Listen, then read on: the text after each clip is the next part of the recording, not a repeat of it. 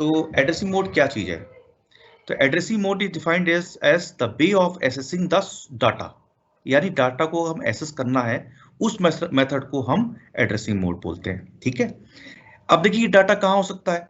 Data can be, देखिए data can be जो है directly specified as a part of instruction, जैसे मैंने लिख दिया MBI A,32H। क्या मतलब हुआ कि 32H डायरेक्ट डाटा दे रखा है और ये इंस्ट्रक्शन क्या कह रहा है कि 32 डाटा को आपको मूव करना है एक्यूमुलेटर में। ठीक है, तो ये क्या है कि डाटा डायरेक्टली दे रखा, कई बार डाटा डायरेक्टली नहीं दे रखा होता है, किसी रजिस्टर में दे रखा होता है। तो मान लीजिए मैं लिखा मूव A,B, तो इसका मतलब क्या है, जो B में डाटा है वो कहाँ मूव कर जाए, एक्यूमुलेटर में।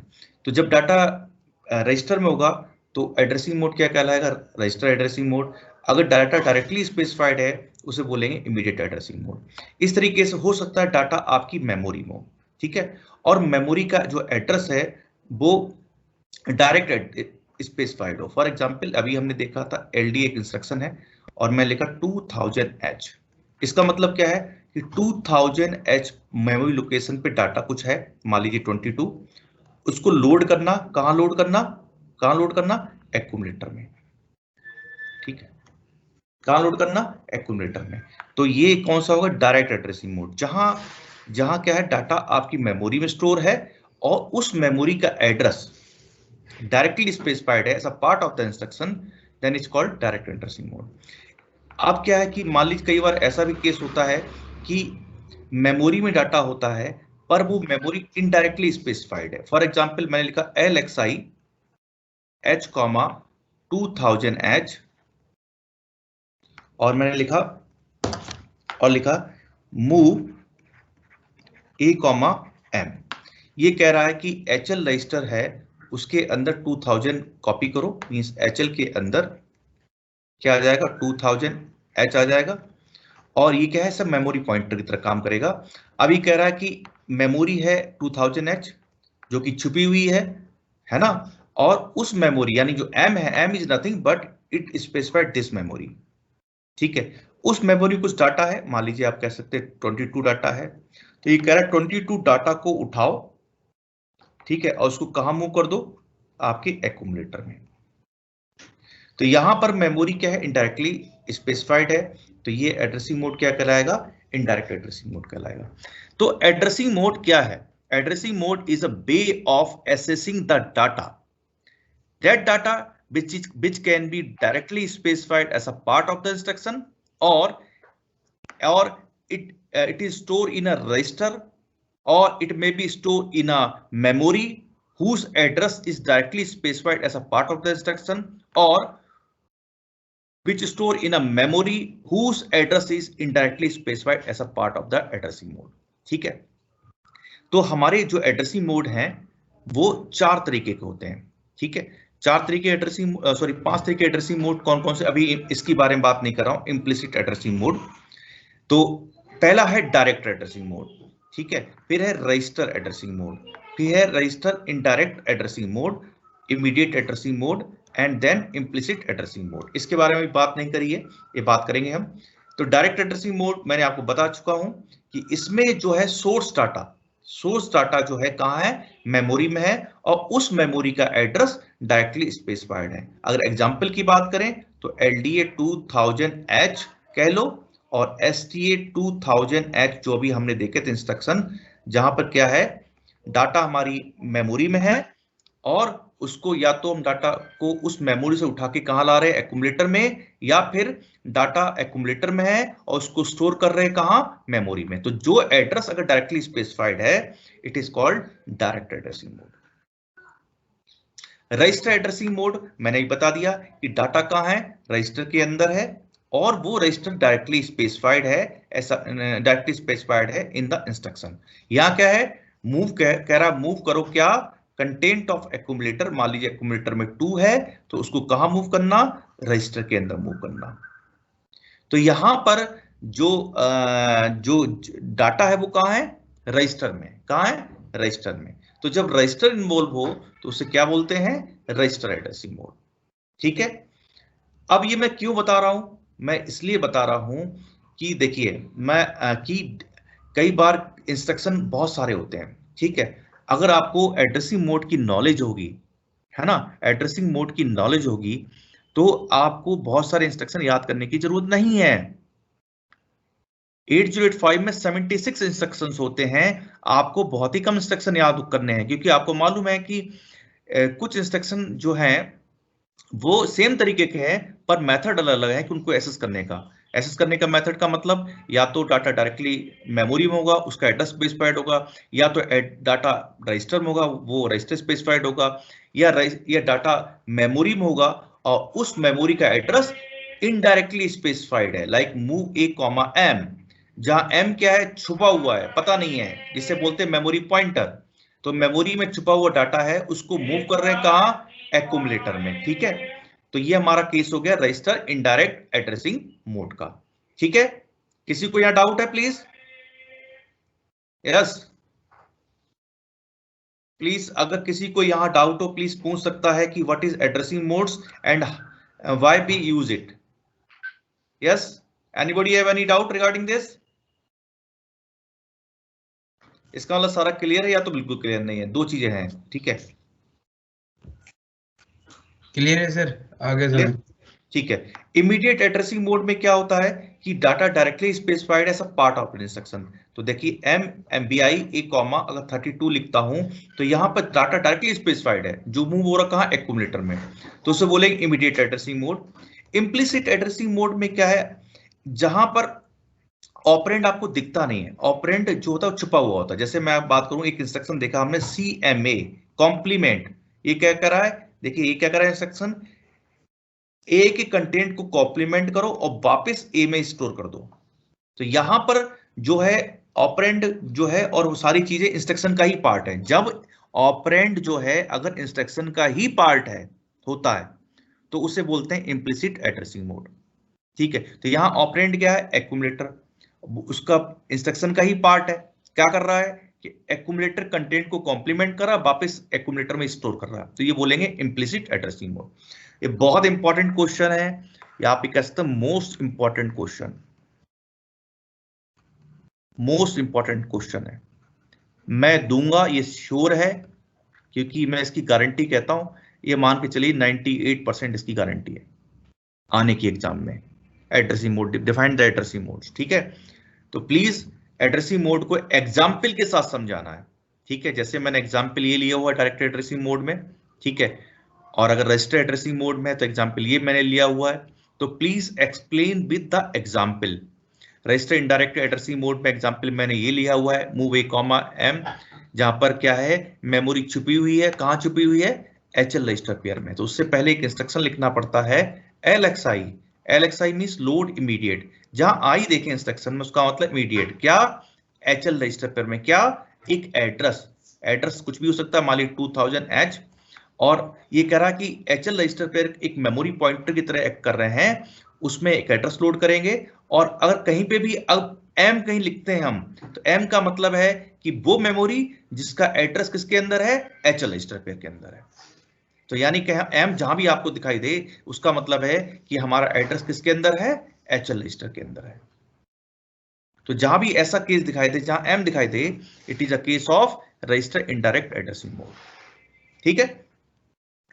उसके बाद हम देखें इमीडिएट एड्रेसिंग मोड। तो जो हमारा इमीडिएट एड्रेसिंग मोड है उसमें मैंने कहा कि डाटा क्या है, directly specified as a part of instruction, यानी डाटा क्या है कि डाटा मूव करना कहां, एक्यूमुलेटर में। तो data directly specified as a part of instruction, तो उसको बोलेंगे इमीडिएट एड्रेसिंग मोड, ठीक है। विद एग्जांपल समझाया हुआ है। इम्प्लिसिट एड्रेसिंग मोड क्या है, जहां पर डाटा जो है, सॉरी ऑपरेंड जो है, ऑपरेंड जो है it is a part of the instruction. क्या लिखा, if operand is there is no need to give any operand along with the instruction, यहां कोई ऑपरेंड देने की जरूरत नहीं है। यहां पर क्या है, ऑपरेंड इंस्ट्रक्शन का ही पार्ट है, क्या है, complement the content of accumulator, तो इंस्ट्रक्शन का ही पार्ट है। और ये क्या कर रहा है कि एक्यूमुलेटर कंटेंट को कॉम्प्लीमेंट कर रहा है और वापस एक्यूमुलेटर में ही भेज रहा है। यहां किसी को डाउट है, यानी we have a 5 addressing mode, this 5 addressing mode are called are immediate addressing mode, register addressing mode, direct addressing mode, register indirect addressing mode and implicit addressing mode. अगर आप गौर करें, जैसे मैं मूव करता हूं तो मूव को कितने तरीके से ले सकता हूं। अगर मूव डाटा कर रहा एक्यूमुलेटर में तो मैं डायरेक्टली डाटा को मूव कर सकता हूं, या मैं कर सकता हूं मूव ए कॉमा बी, या मैं कर सकता हूं मूव ए कॉमा एम। ठीक है, आप देखिए इंस्ट्रक्शन क्या सेम है, डाटा मूव कर रहे कहां, एक्यूमुलेटर में लेके आ रहे हैं, लेकिन तरीका अलग अलग है। एक में डाटा डायरेक्टली स्पेसिफाइड है, एक में डाटा रजिस्टर के अंदर उसको मूव कर रहे हैं, एक में डाटा मेमोरी में उसको मूव कर रहे हैं। तो इंस्ट्रक्शन एक तरीके के हैं, तो आप तीनों थोड़ी याद करोगे, आपको सिर्फ एक ही मालूम है कि मूव मालूम होना चाहिए। आप मूव कहां कहां से कर सकते हैं ये आपको, अगर एड्रेसिंग मोड मालूम है तो बड़े आराम से आप कर सकते हैं। कहने का मतलब है कि 76 अगर इंस्ट्रक्शन बोलता हूं तो 76 इंस्ट्रक्शंस की जो है वो आपको याद नहीं करने सारे, आपको कुछ एक ही याद करने हैं, क्योंकि बाकी सारे इंस्ट्रक्शन हैं वो क्या है, just indicating the same operation but their addressing mode are different, means the way of accessing the data is different, बस nothing else। प्लीज ध्यान रखिएगा, मैं फिर से बता रहा हूं कि addressing mode is very very much important. ठीक है, ठीक है, किसी को डाउट नहीं तो आई विल मूव फॉरवर्ड। चलिए नेक्स्ट जो मेरा टॉपिक है वो है इंस्ट्रक्शन साइकिल। ठीक है, instruction cycle and machine cycle. अब देखिए अगर हम सी प्रोग्राम पढ़ते हैं तो सी प्रोग्राम में आप कभी भी नहीं बता सकते हो कि कोई भी इंस्ट्रक्शन कितने समय में एग्जीक्यूट होगा। क्या बता पाओगे आप लोग? कभी आपने जानने की कोशिश करी कि कोई प्रोग्राम कितने समय में एग्जीक्यूट हो रहा है? Yes, nobody can give explanation how much time the instruction will be take to execute it, लेकिन 8085 में आप बता सकते हो। ठीक है, कैसे बता पाओगे? जब when we have a knowledge of instruction cycle and we have a knowledge of machine cycle, यानी अगर हमें इंस्ट्रक्शन साइकिल के बारे में मालूम है एंड मशीन साइकिल के बारे में मालूम है, तब हम बता सकते हैं कि इन दोनों चीज की हेल्प से कि how much time taken by instruction to execute, ये हम बता सकते हैं। ठीक है, तो अब ये बताने के लिए ध्यान रखिएगा बहुत ध्यान से कि ये मैं जो बताने जा रहा हूं ये सर क्रैम नहीं करना, रटना नहीं है। आपको टेक्निक बताऊंगा, जब टेक्निक सीख जाएंगे तो आप किसी भी इंस्ट्रक्शन का कितने समय में एग्जीक्यूट होगा आप पता लगा सकते हैं। ठीक है, तो अब आप सभी जानते हैं कि इंस्ट्रक्शन में दो पार्ट होते हैं। दो पार्ट का मतलब opcode as well as operand. Opcode ये बताता है कि क्या ऑपरेशन होनी है, ऑपरेंड का मतलब किस पे होनी है। ठीक है, जहां operand can be immediate data, जो भी हम बात कर चुके हैं एड्रेसिंग मोड की। Operand can be in the register, means the register addressing mode. Operand can be in the memory and this memory is directly specified as a part of the instruction और indirectly specified as a part of the instruction. Example LDA 2000H, और ये direct addressing mode का example हो गया। अगर हम बात करें मूव ए कॉमा एम तो इनडायरेक्ट एड्रेसिंग मोड का काम हो गया। ठीक है, अब क्या है कि जैसे अगर हम बात करें, सबसे पहले हमें मालूम होना चाहिए कि कोई भी इंस्ट्रक्शन कितने बाइट लेता है। तो ध्यान रखिए द इंस्ट्रक्शन जो है, instruction can be of 1 byte, 2 byte और मैक्सिमम 3 बाइट का हो सकता है।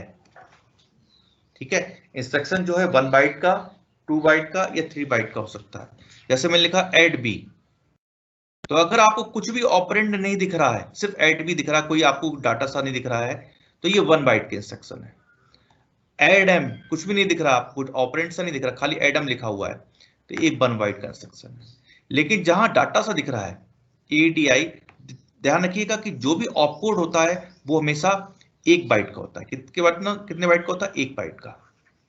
ठीक है, तो ये ऑपकोड ही ऑपकोड दे रखा है तो 1 बाइट का। ADI कितना? 1 बाइट का।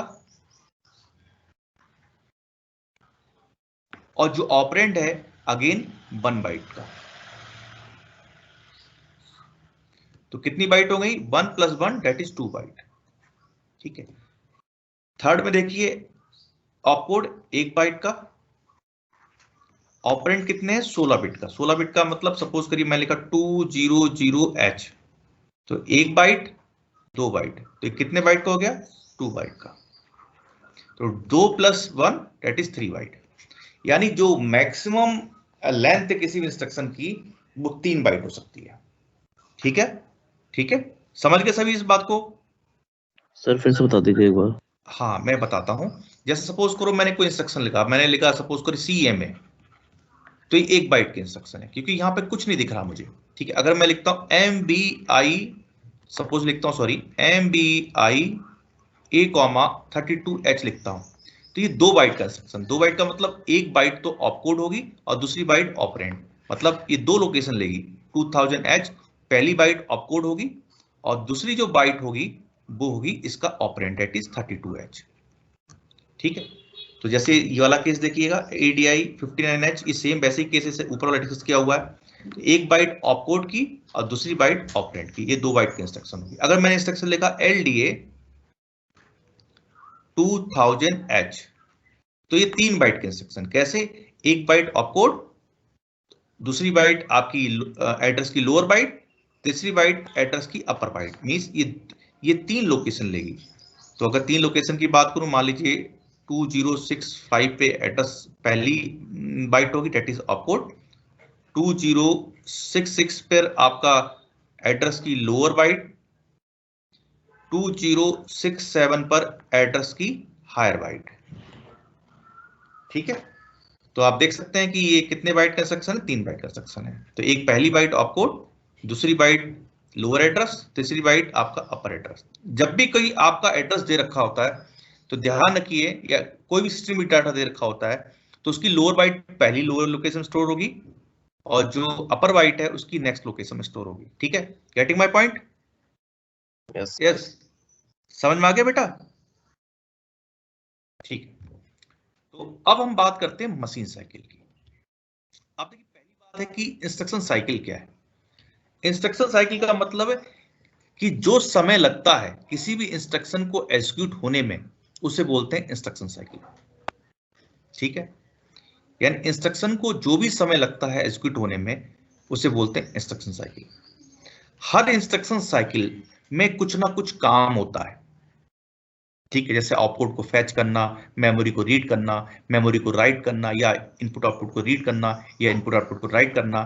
ठीक है, इंटरप्ट एक्नॉलेज, ये क्या है? ऑपरेशंस है। तो एक इंस्ट्रक्शन में हो सकता है बहुत सारी ऑपरेशंस हो। ठीक है, तो हर ऑपरेशन को एग्जीक्यूट करने में जो समय लगेगा उसे बोलेंगे वन मशीन साइकिल। समझिए ध्यान से मैं क्या करूं। जैसे मेरे पास कोई इंस्ट्रक्शन है, सपोज करिए मैं लेता हूं एग्जांपल, मैंने लिखा MBI A,32H। ठीक है, तो ये 2 लोकेशन लेगा, क्योंकि ये 2 बाइट की इंस्ट्रक्शन है। पहली बाइट ऑपकोड, ठीक है, और दूसरी बाइट जो है,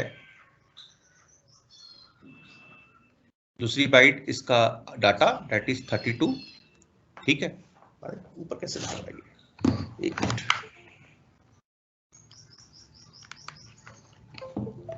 ठीक है, तो ये 2 बाइट का इंस्ट्रक्शन है। ठीक है, तो पहली बाइट क्या है? ऑपकोड। तो जो माइक्रो प्रोसेसर है सबसे पहले एड्रेस ये भेजेगा 2000 और आपकी मेमोरी में जो MBI के करस्पॉन्डिंग जो ऑपकोड है उसको फैच करेगा। तो पहली मशीन साइकिल क्या है? ऑपकोड फैच, ऑपकोड फैच, ये फैच कैसे लिखा है, क्या बात है? पहली क्या है? Opcode fetch.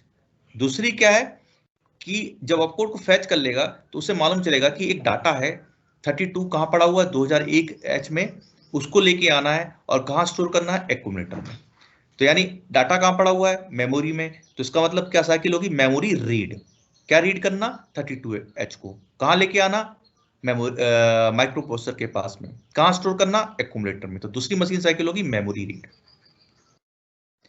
तो यानी ये जो इंस्ट्रक्शन है, इंस्ट्रक्शन में 2 काम है, ऑपकोड को फैच करना फैच करने पे मालूम चलना करना क्या है, करना क्या है कि 32 डाटा जो पड़ा हुआ मेमोरी उसको रीड करना है और उसको एक्यूमुलेटर में लेके आना है। तो जो ये काम है it is called memory cycle, sorry machine cycle,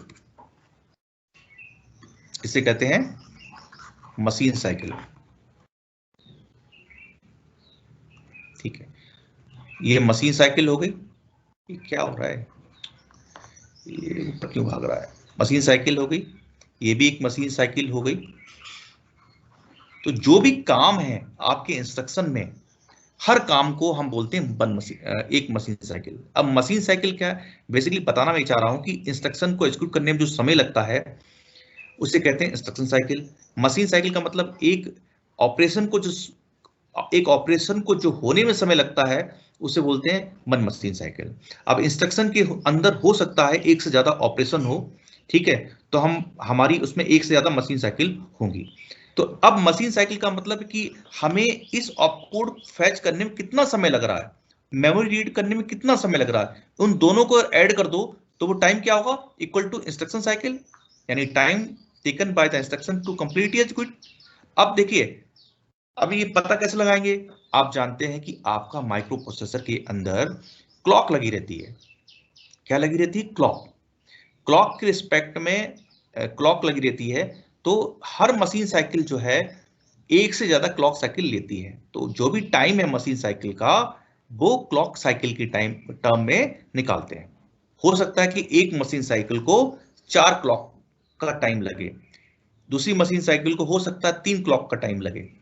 तो जो क्लॉक है it is called T state. अभी आगे बताऊंगा कि each machine cycle can each machine cycle can be expressed in the form of number of t state it will take to execute, यानी कितना समय लेता है in term of clocks to execute। तो फाइनली हम क्या पता लगा लेते हैं कि कितना समय लग रहा है किसी भी इंस्ट्रक्शन को एग्जीक्यूट होने में। ठीक है, तो मैं जस्ट एक यहां पे आता हूं तो आपको ज्यादा आइडिया आएगा।